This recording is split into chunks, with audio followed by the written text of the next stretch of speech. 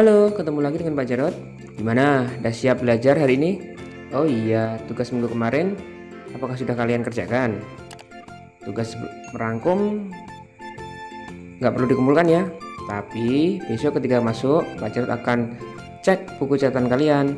Nah, ketika membuat rangkuman, boleh loh pakai pulpen warna agar catatanmu lebih menarik. Pagi ini kita akan belajar tentang cara gerak hewan. Tapi sebelumnya, mari kita ingat-ingat materi minggu lalu. Kemarin kalau nggak salah kita belajar tentang yang pertama, alat gerak dibagi menjadi dua, yaitu alat gerak aktif berupa otot dan alat gerak pasif berupa tulang.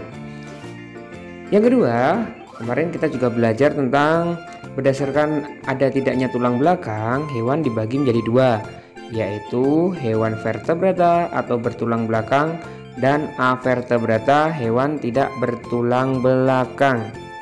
Masih ingat gak kalian contohnya? Pasti masih kan?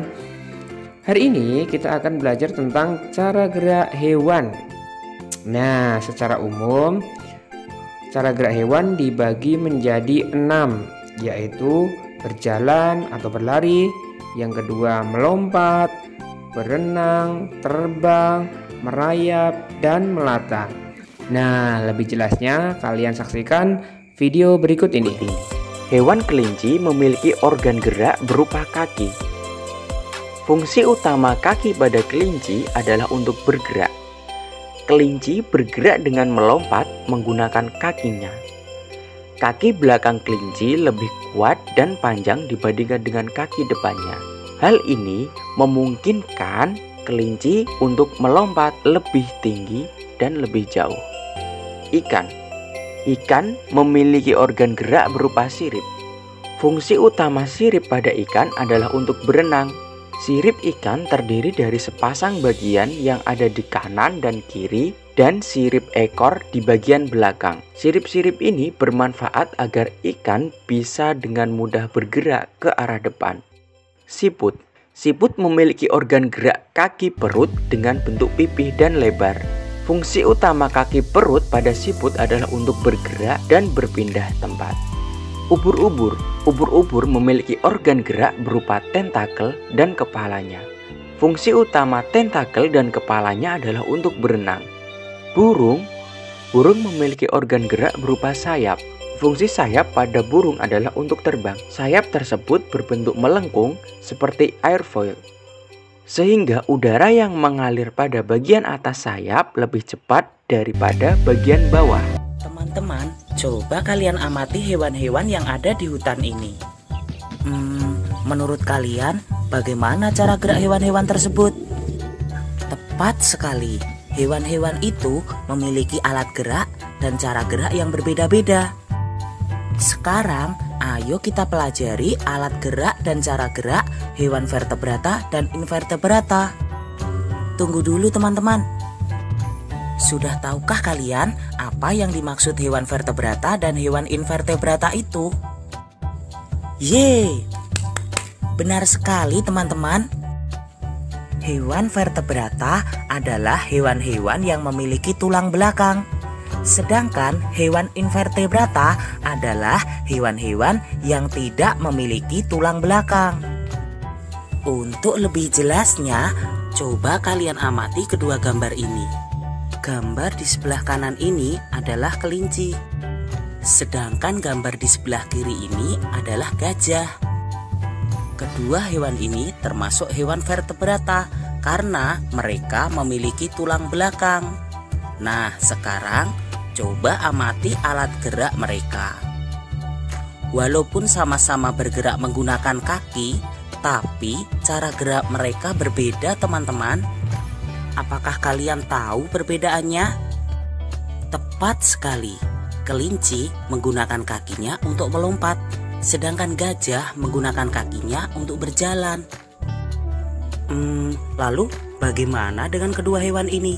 Bisakah kalian membantuku untuk menyebutkan alat gerak dan cara geraknya? Benar sekali teman-teman. Hewan di sebelah kanan saya ini adalah burung elang. Burung elang merupakan contoh hewan vertebrata yang bergerak dengan menggunakan sayap. Cara gerak burung elang adalah dengan cara terbang. Sedangkan hewan di sebelah kiri saya ini adalah ikan.